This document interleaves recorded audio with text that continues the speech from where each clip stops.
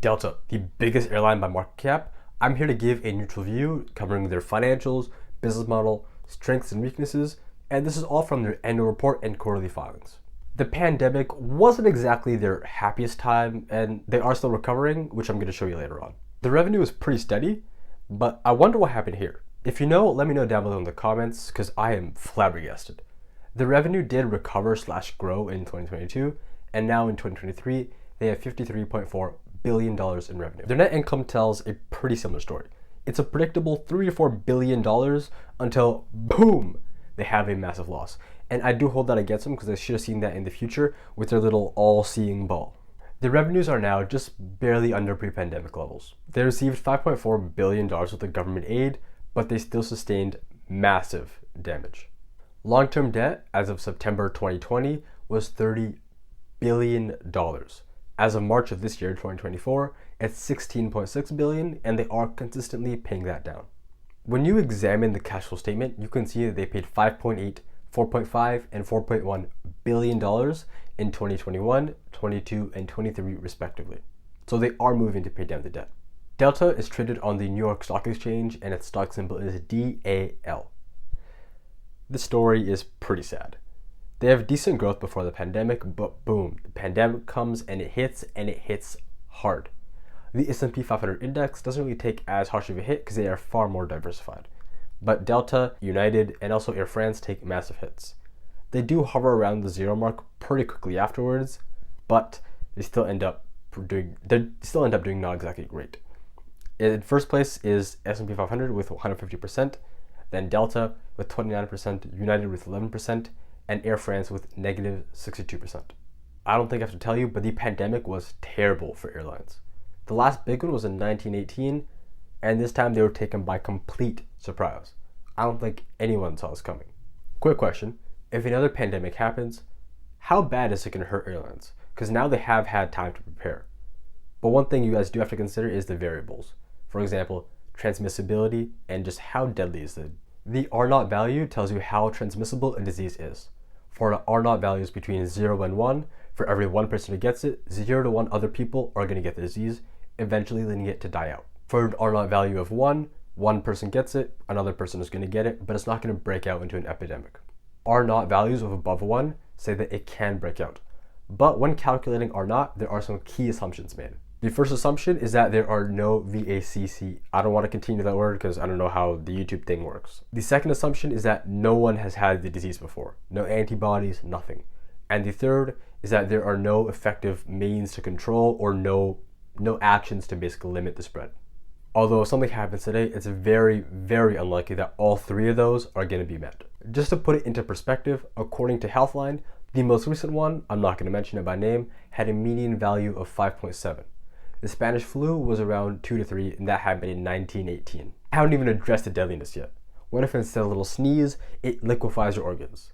But at that point, we are going to have bigger problems. One positive of having one already that's not as deadly is that we have experience dealing with them.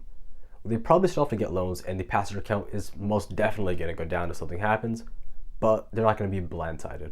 On the medical side, they may make VACs far faster, and governments may be a lot more prepared, but the thing is, they may be more common.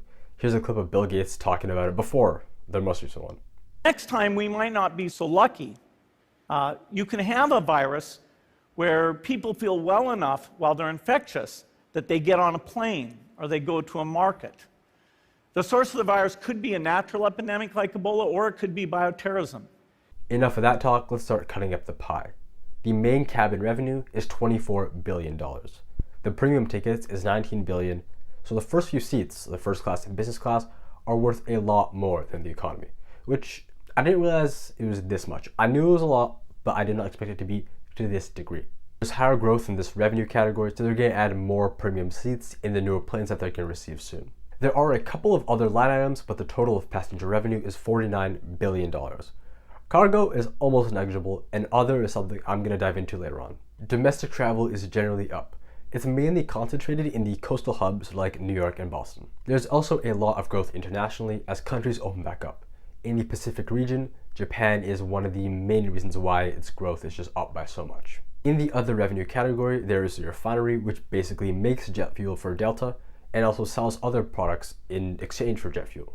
Delta's card, which is co-branded with Amex, the Sky Miles loyalty program, is $3.1 billion. There are a couple others, but it's just negligible. In their fleet, they have 963 planes as of March 31st, 2024. And let's talk about Boeing for a second. Their brand is in the gutter.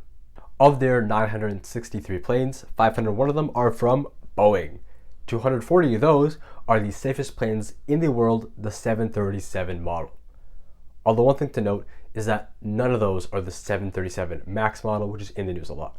They are the 737-800 and 737-900ER. Those ones are not grounded. The rest of them are mostly Airbuses.